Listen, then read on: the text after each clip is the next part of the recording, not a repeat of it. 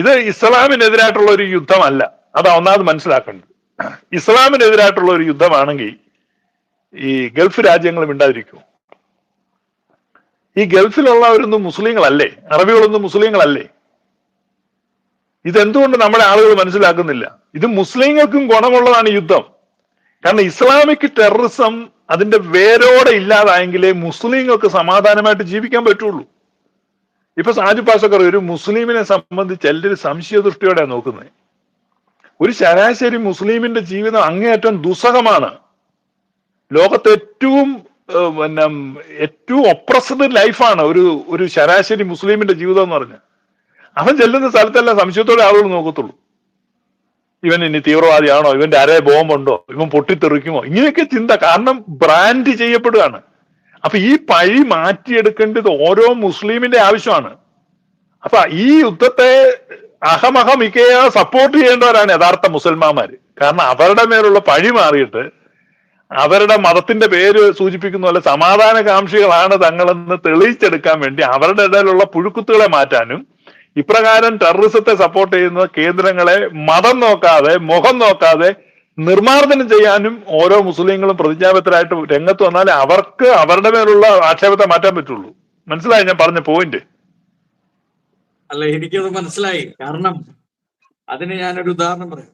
ഞാൻ ഈ കഴിഞ്ഞ ദിവസം ഒരു ചെറുപ്പക്കാരനെ കണ്ടു, ഒരു ക്രിസ്ത്യാനിയാണ്.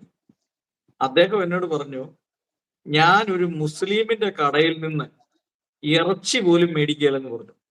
അതായത് പോത്തിറച്ചി പോലും ഒരു മുസ്ലിമിന്റെ കടയിൽ നിന്ന് മേടിക്കുകയില്ല, കോഴിയിറച്ചി മേടിക്കുകയില്ല. ഇനി എവിടെയെങ്കിലും യാത്ര പോകുവാണെങ്കിൽ ക്രിസ്ത്യാനികളുടെയോ ഹിന്ദുക്കളുടെയോ ഹോട്ടലിൽ കയറിയ ഭക്ഷണം കഴിക്കുള്ളൂ. ഇനി അവിടെ അങ്ങനെ ഒരു ഹോട്ടൽ ഇല്ലെങ്കിൽ ഭക്ഷണം കഴിക്കാതെ തിരിച്ചു പോരും എന്നൊരു ചെറുപ്പക്കാരൻ എന്നോട് പറഞ്ഞു. അത് ശരിയാ. ഇപ്പൊ പാസ്റ്റർ പറഞ്ഞത് വളരെ പ്രധാനപ്പെട്ട ഒരു പോയിന്റ് ആണ്. അപ്പം അതായത് പ്രത്യേകിച്ച് ഒരു മുസ്ലിം പുരുഷനോ സ്ത്രീയോ ഒരു സ്ഥലത്ത് നിൽക്കുമ്പോൾ അവര് ശരിയാ ബ്രാൻഡ് ചെയ്യപ്പെടുകയാണ്. കാരണം അവരിയ്ക്കുന്ന സീറ്റയിൽ ഇരിക്കാൻ ആളുകൾ താല്പര്യപ്പെടുന്നില്ല. അപ്പം എപ്പോഴും ഒരു ഭീതിയോടും ഭയത്തോടും കൂടെയാണ് ഒരു മുസ്ലിമിന്. ഇപ്പൊ കഴിഞ്ഞ ദിവസം ഞാൻ ഒരു മുസ്ലിം സ്നേഹിതനെ കണ്ടു. അദ്ദേഹം ഈ മരം വെട്ടാൻ വേണ്ടി വന്നതാണ് അവിടെ. പക്ഷെ ഞാന് അധികം അങ്ങോട്ട് അടുക്കാൻ പോയില്ല. ഞാനിപ്പോ ലൈവിലല്ലേ പറഞ്ഞ 1300-ലധികം പേരുകളെ കേട്ടോണ്ടിരിക്കുക. എനിക്ക് കുഴപ്പമില്ല. പക്ഷെ ഞാൻ പേടിച്ചിട്ടാണ്, അല്ലാതെ എനിക്ക് അവരോട് ഒരു വിരോധം ഉണ്ടായിട്ടല്ല. പക്ഷെ എന്റെ ഉള്ളിലേക്ക് ഒരു ഭയം, അവരുമായിട്ട് അടുത്ത് നിൽക്കാൻ ഒരു ഭയം വന്നതുകൊണ്ടാണ്. അല്ലാതെ അവര് മോശക്കാരല്ല, അത് കറക്റ്റ് കാര്യമാണ്. അത് മാറ്റിയെടുക്കേണ്ട ഒരു ഉത്തരവാദിത്വം അവർക്കുണ്ട് എന്ന് പാസ്റ്റർ പറഞ്ഞത് ഒരു പ്രധാനപ്പെട്ട പോയിന്റ് ആയിട്ടാണ്.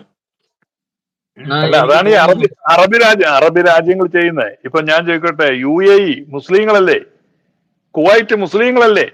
അപ്പൊ ഇവരൊക്കെ മുസ്ലിങ്ങളാണ്. പക്ഷെ മുസ്ലിങ്ങളായതുകൊണ്ട് മനുഷ്യവിരുദ്ധരാകുക, ചരിത്രവിരുദ്ധരാകുക എന്നൊക്കെ പറഞ്ഞു കഴിഞ്ഞാൽ അതൊരു ഫനാറ്റിക് തിങ്കിങ് ആണ്. ഈ മതഭ്രാന്തിന്റെ ലക്ഷണം. അപ്പൊ ആ മതഭ്രാന്ത് വേണ്ട. ഇസ്ലാം മതത്തിൽ വിശ്വസിച്ചോട്ടെ, അള്ളാഹുവിൽ വിശ്വസിച്ചോട്ടെ, അള്ളാഹു നൽകുന്ന ഹിദായത്തിൽ പ്രതീക്ഷിച്ചോട്ടെ, ഒന്നും പ്രശ്നമല്ല. പക്ഷെ മറ്റുള്ളവരെ കൊന്നെങ്കിലേ അള്ളാഹു പ്രസാദിക്കുള്ളൂ എന്നൊക്കെയുള്ള മതഭ്രാന്തും ഈ തീവ്രവാദവും എന്ത് ചെയ്യണം? ഉപേക്ഷിക്കണം. അപ്പൊ അതിന് ഈ മുസ്ലിങ്ങൾ മറ്റുള്ളവരുടെ വിശ്വാസ്യത നേടിയെടുക്കണമെങ്കിൽ ഇപ്രകാരമുള്ള കാര്യങ്ങളിൽ അവരെന്ത് ചെയ്യണം? അവര് ഈ മൗലികവാദം ഉപേക്ഷിക്കണം. കുറെ കൂടെ തുറവുള്ളവരായിട്ട് അവര് നിൽക്കണം. അപ്പം ഞാൻ പറഞ്ഞ വ്യത്യാസം മനസ്സിലായോ? ഈ മത തീവ്രവാദമാണെന്നും ഇത് മറ്റാളുകളെ കൊല്ലപ്പെടുന്നത് യഹൂദനാണെങ്കിൽ.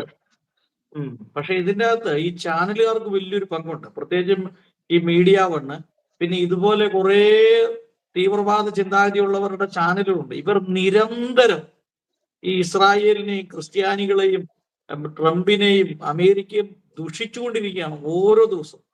ഇതല്ലേ ഇവരുടെ ആളുകൾ കാണുന്നത്? ഇപ്പൊ തന്നെ കാനഡയിൽ നിന്നുള്ള ഒരു ജിഹാദി സുനിത, ഹിന്ദുവാ പക്ഷെ ജിഹാദിയ.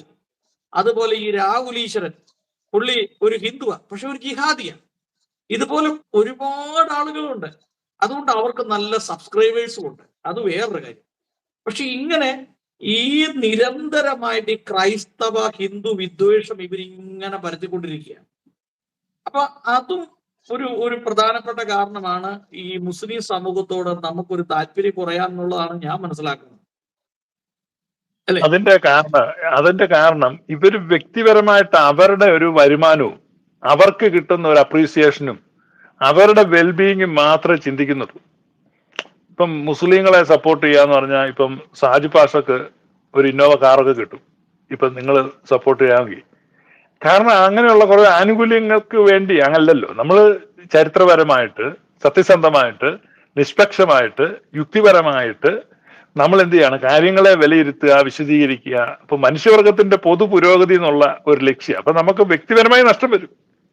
അപ്പൊ കോമൺവെൽത്തിന് വേണ്ടി നമ്മൾ സംസാരിക്കുമ്പോൾ നമ്മുടെ പേഴ്സണൽ ഗെയിൻ കുറയും. ഇപ്പം ഈ സുനിത എന്ന് പറഞ്ഞ സ്ത്രീ എനിക്കറിയത്തില്ല. അപ്പൊ അവരും ഈ രാഹുൽ ഈശ്വർ അവരൊക്കെ ഒരു പേഴ്സണൽ ഗെയിൻ ആണ് നോക്കുന്നത്. അവർക്ക് കൂടുതൽ ഫാൻ ഫോളോവിങ് ഉണ്ടാകുന്നു, സബ്സ്ക്രൈബേഴ്സ് ഉണ്ടാകുന്നു, ഇൻകം ഇൻക്രീസ് ആവുന്നു. ഇങ്ങനെയുള്ള കാര്യങ്ങളല്ലാതെ അവർ ഈ മുസ്ലിങ്ങളുടെയും പുരോഗതി കണ്ടു. നമ്മൾ മുസ്ലിങ്ങൾക്ക് വേണ്ടി കൂടിയാ പറയുന്നത്.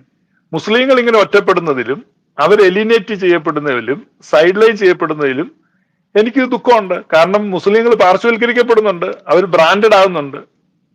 മുസ്ലിങ്ങൾ ഭൂരിപക്ഷം ഉള്ളിടത്ത് കുഴപ്പമില്ല.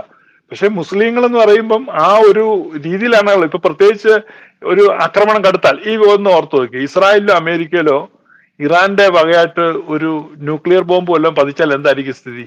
മുസ്ലിങ്ങളുടെ സ്ഥിതി എന്തായിരിക്കും? ലോകം മുഴുവൻ. അപ്പൊ അതാണ് ഒഴിവാക്കേണ്ടതല്ലേ അത്.